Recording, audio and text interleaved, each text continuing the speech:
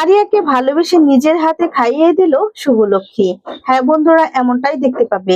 বিস্তারিত জানতে ভিডিওটিতে লাইক দিয়ে চ্যানেলটি সাবস্ক্রাইব করে দেখতে থাকো। গল্পের শুরুতে দেখা যাবে শুভলক্ষ্মী মন খারাপ করে এদিকে একটা পুতুল নিয়ে আদর করতে থাকে আর আগের কথাগুলোই মনে করতে থাকে। যখন বস্তিতে ছিল কিভাবে মেয়েটাকে আদর যত্ন করেছে সবটাই মনে করছে। খুব কষ্ট পায় আর ঠিক তখনই দেখা যাবে সেই পুতুলটাকে শুইয়ে দেয় তার পাশে। আর তখন শুভলক্ষ্মীও শুয়ে থাকে। সেই মুহূর্তে স্বপ্নে যেন শ্রী এসেছে। শ্রী এসে বলছে, মামুনি তুমি কেন কাঁদছো বলো তো?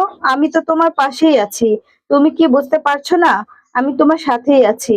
এই দেখো, তোমার স্ত্রী ফিরে এসেছে। আচমকাই স্বপ্নটা দেখে ঘুম থেকে উঠে যায় আর বলতে থাকে, আমি কেন এই স্বপ্নটা দেখলাম? কেন দেখলাম? আমার মনে হলো যেন কেউ এসে আমাকে মা বলে ডাকছে। আমার মেয়েই বাড়িতে আজকে আসছে। তখন এদিকে দেখা যায় কেশবও বাড়িতে চলে আসে। কেশব গাড়ি থেকে নেমে একদম বাড়ির দরজায় চলে আসে। সবাই কেশবকে দেখে ওয়েলকাম জানায় আর খুব খুশি হয়। আর তখন বলতে থাকে, বড় ঠাম্মি বলছে, তোমার শরীরের কি অবস্থা হয়েছে? তুমি কি ঠিক মতো খাওয়া দাওয়া করো না? চোখের নিচেও তো কালি পড়ে গিয়েছে, শুকিয়ে গিয়েছো। এদিকে তখন সেবন্তীও বলছে, তোর কি হাল হয়েছে রে? তুই কি ঠিক মতো খাওয়া দাওয়া করিস না? এদিকে তখন কমলি সহ সবাই খুব খুশি হয়ে যায়।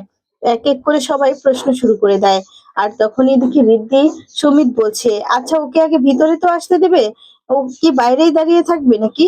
আর তখনই সেখানে শুভলক্ষ্মী চলে আসে। শুভলক্ষ্মী এসে বলতে থাকে, কে এসেছে? কে এসেছে? আর তখনই কেশব দেখে খুব খুশি হয়ে যায় আর বলে, মা, এই বলে বলতে থাকে তোমাকে সারপ্রাইজ। এই বলে যখন শুভলক্ষ্মীর কাছাকাছি যেতে থাকে ঠিক সেই মুহূর্তে দেখা যাবে সেখানে চলে এসেছে শ্রী, মানে আরিয়া। আরিয়া তখন বলতে থাকে, এটাই তো রায়বাড়ি, তাই না? আর তখন আরিয়াকে দেখে সবাই চমকে যায়। আর তখনই শুভলক্ষ্মী বলছে, তুমি এখানে? আর তখন বলে, আপনি আপনি এখানে কি করছেন? তখন কমলি বলছে, কি বলছো তুমি? যাদের বাড়ি তাদেরকে এই কথা বলছো? আর তুমি এখানে কি করছো? মেয়েটা আমাদের পিছন পিছন এখানেও অব্দি চলে এসেছে। আর তখন রিদ্ধি বলতে থাকে, তুমি তুমি কে? আর তারপরে দেখা যাবে বলতে থাকে, এই শোনো, তোমাদের পিছন নেও না আমার একদমই রুচিতে বাঁধে না। বুঝতে পেরেছো? আমি তোমাদের পিছু নিইনি। তখন সবাই জিজ্ঞেস করছে যে এই মেয়েটাকে তোমরা কি চিনো? তখন কমলি বলছে, এই মেয়েটাই তো সাজ দিদিকে অনেক অপমান করেছে, অনেক কিছুই করেছে সাজ দিদির সাথে। তখন সবটাই পুরো ঘটনাটাই খুলে বলে। তাই এক এক করে নানান প্রশ্ন করছে। আর তখনই দেখা যাবে সাজও বলতে থাকে, তুমি কি আমাকে মানে ফলো করেছো নাকি? ফলো করে তুমি বাড়িতেও চলে এসেছো? আর তখন এ কথা বলতেই এদিকে তখন বলতে থাকে, এই শোনো, তোমাদের মতো না আমার রুচি নয় যে আমি তোমার পেছন পেছন তোমার বাড়িতে চলে আসবো, এতটা ঠিকই আমি। আর তখন বলছে, তাহলে? এরপর বলে সেবন্তী যে তুমি সবাইকে অপমান করছো কিন্তু, আর এত বড় বড় কথা বলছো, তুমি তো খুব বেয়াদব মেয়ে। আর তখন বলে, এই শুনুন, আমি যা বলছি একদম ঠিক বলছি, বুঝতে পেরেছেন তো? আমি যদি আগে জানতাম যে সাজবাতি আর এই মহিলাটির বাড়ি এটা, তাহলে আমি এই বাড়িতে কিছুতেই পা রাখতাম না, কিছুতেই না। আর তখনই বলছে যে আপনারা একটু বেশি রিয়াক্ট করছেন, বুঝতে পেরেছেন তো? আর তখন মোহনা বলছে, আচ্ছা তুমি এই সমস্ত কি বলছো? তখন দেখা যায় শুভলক্ষ্মী বলছে, মোহনা তুমি চুপ করো, ও আমাকে বলছে, আমি বুঝতে পারছি। আর তখনই কমলি বলছে, এই তুমি এক্ষুনি এই বাড়ি থেকে বেরিয়ে যাও তো, বেরিয়ে যাও। এত অপমান করার সাহস কি করে পাও? একটা গৃহ মেয়ে বাড়িতে এসে সবাইকে অপমান করছে। তখন রেগে যায় আরিয়া। এদিকে দেখা যাবে আদির কাছে একটা ফোন আসে, যেখান থেকে আদি লিড পেতে পারে শ্রীয়ের ব্যাপারে, সেখান থেকে। আর তখন আদি বলছে, শুনুন, আজকে না আমার বাড়িতে ছেলে আসবে, আর তার জন্যই। আর তখন বলতে থাকে, দেখুন আমরা একটা আপনার মেয়ের ব্যাপারে লিড পেয়েছি। তখন বলে, ও আচ্ছা আচ্ছা ঠিক আছে, আমি এক্ষুনি আসছি। এই বলে বলতে থাকে, আজকে তোমার ছেলেটা আসবে, যাই আমি আগে গিয়ে শুভলক্ষ্মীকে সারপ্রাইজের কথাটা বলি, হয়তো এতক্ষণে চলেও এসেছে কেশব। এরপর আদি বাড়ির দিকে রওনা দেয়। অন্যদিকে দেখা যায় আরিয়া বলছে যে আপনারা এত বাজে লোক, মানে এই বাড়ির মানুষ, প্রত্যেকটা মানুষই যে এতটা বাজে সেটা আমি আগে জানতাম না। ভাগ্যিস আমার একটু প্রয়োজন ছিল, তার জন্য এসেছি এই বাড়িতে আমার একটা জিনিস এসেছে, নয়তো এই বাড়িতে আমি পা রাখতাম না। আর তখন কমলি বলছে, এখন কত কিছু বলবি তুমি? যাও তো, যাও, এই বাড়ি থেকে যাও। আজকের দিনে তুমি অশান্তি করো না, ঠিক আছে? অশান্তি করো না। আর তখনই দেখা যাবে এদিকে কেশব বলছে, আচ্ছা তুমি কি আগে থেকে চিনতে নাকি? আর তখন কেশবকে জিজ্ঞেস করছে যে, কেশব তুই ওকে কোথায় পেলি? তুই ওকে কি করে চিনিস? আর তখন বলে, আমি তো চিনি না। আসলে আমার সাথে ওর রাস্তায় দেখা হয়েছে। আর তখন বলছে, সমস্ত ঘটনা খুলে বলছে, যখন কেশব আসছিল আর তখনই ফোনে কথা বলছিল আদির সাথে। কথা বলা শেষ হয়ে গেলেই এদিকে তখন দেখতে পায় যে বাইকে করে একটা মেয়ে দাঁড়িয়ে আছে। বাইকটা নষ্ট হয়ে গিয়েছে। তখন বুঝতে পারে কেশব। কেশব ডাক দিয়ে বলতে থাকে, আমি কি হেল্প করতে পারি? আর তখনই দেখা যায় বাইকের কিছু একটা চলে যায়, সেটাই বলছে। তখন বলে, আপনি কি বাইক মানে এই সমস্ত ঠিক করেন নাকি, সার্ভিসম্যান? আর বলে যে, না না, এসব নিয়ে আমি একটু রিচার্জ করি তো, এই জন্যই। তোমার এটা এখন ঠিক হবে না। তখন বলে, কি করবো এখন আমি এই বাইকটা নিয়ে? তখন কেশব বলছে, আচ্ছা তোমাকে আমি হেল্প করতে পারি, চলো না তুমি আমার সাথে। আর তখন বলছে, না না, নো প্রবলেম। এই বলে তখন কেশব চলে যেতে লাগে। আর তখনই আদির ফোন আসে শ্রেয়ের কাছে। তখন বলছে, তুমি কোথায়? আমি একটা ইম্পর্টেন্ট কাজে বের হবো, তাড়াতাড়ি আসো। তখন বলে, হ্যাঁ হ্যাঁ, আমি 5 মিনিটের মধ্যে চলে আসছি। তখন মনে করতে থাকে যে এখন তো সে যেতে পারবে না। তখনই কেশবকে ব্রো বলে ডেকে ওঠে। তখন কেশব অবাক হয়ে যায় আর কেশবের সাথে যেতে চায়। তখন অ্যাড্রেসটাও দেখায় যে চিনি কিনা। এরপর বলে, হ্যাঁ খুব ভালো করেই চিনি। আর তখনই কেশব সাথে করে বাড়িতে নিয়ে আসে।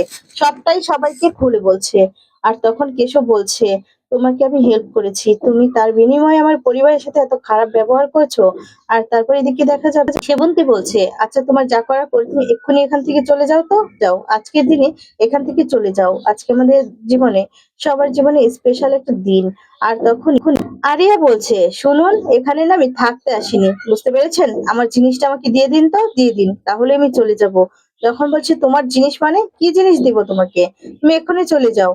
আর তখনই এদিকে দেখা যাবে সমিত মনে করতে থাকে আর রিদ্ধিও মনে করতে থাকে, আসলে বর্দা ভাই তো একটা জিনিস এক্সচেঞ্জ হয়ে গিয়েছিল একটা মেয়ের সাথে, মেয়েকে আসতে বলেছিল, সেই মেয়েটা এটা নয় তো?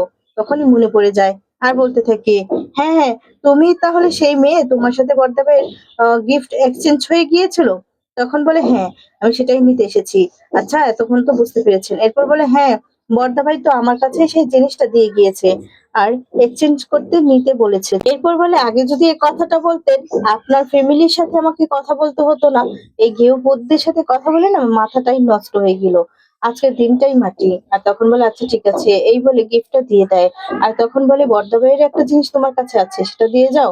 আর তখন বলে, আসলে আমি ভুলে না গলায় পরে ফেলেছিলাম, দাঁড়ান আমি দিচ্ছি। এই বলে গলা থেকে খুলে দিতে যায়। সেই মুহূর্তে সেই লকেটটার মধ্যে দেখতে পায় যে শ্রী নাম লেখা আছে। তখন এটা দেখে চমকে যায় শুভলক্ষ্মী। শুভলক্ষ্মী তখন বলে, শ্রী আমার মেয়ের নাম? এই কথা বলেই দেখা যাবে চলে যাই এই আরিয়ার কাছে। আরিয়ার কাছে গিয়ে সেই লকেটটা খুব ভালো করে দেখতে থাকে আর বলে, শ্রীলেখা? আর তখনই দেখা যাবে আরিয়া রেগে যায়। আরিয়া একটু প্রথমত অবাক হয়ে যায়।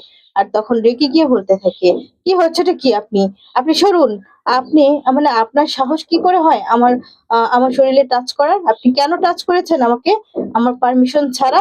আপনি কি ভেবেছেন আপনার এটা নিয়ে আমি চলে যাব? আমি কি বলেছি যে আমি এই জিনিসটা নিয়ে চলে যাব? চলে যাওয়া হলে তো আমি আসতামই না। এই বলে দেখা যাবে শুভলক্ষ্মীর মুখের উপর ছুঁড়ে ফেলে। আর তখন শুভলক্ষ্মী বলছে, দাঁড়াও। আর তখন বলছে, আমাদের বাড়িতে আজকের দিনে কেউ যদি আসে না, তারা না খেয়ে যায় না, তাই তোমাকেও না খেয়ে যেতে দেবো না, তুমি এখানে দাঁড়াও। আর তখন শুভলক্ষ্মী দাঁড় করিয়ে দেখা যাবে খাবার আনতে যায়। আর তখনই শ্রীয়ের খারাপ ব্যবহার দেখে রেগে যায় কেশব। কেশব তখন বলছে, আচ্ছা তুমি কি বলো তো, তোমাকে আমি হেল্প করলাম আর তুমি কি না আমার মায়ের সাথে এই খারাপ ব্যবহার করছো, আমার পরিবারের সাথে খারাপ ব্যবহার করছো তুমি? হ্যাঁ, এটা কিন্তু তুমি একদমই ঠিক করোনি। উপকারের প্রতিদান দিলে এটা, এই সমস্ত বলতে থাকে। আর তখনই দেখা যাবে শুভলক্ষ্মী বলছে, থাক, ওকে কেউ কিছু বলো না, আসলে মেয়েটা না শিক্ষা দীক্ষা পায় না, ওর মা নেই, ওকে হয়তো বা শাসন করার লোক নেই, তার জন্যই ও এমনটা হয়েছে।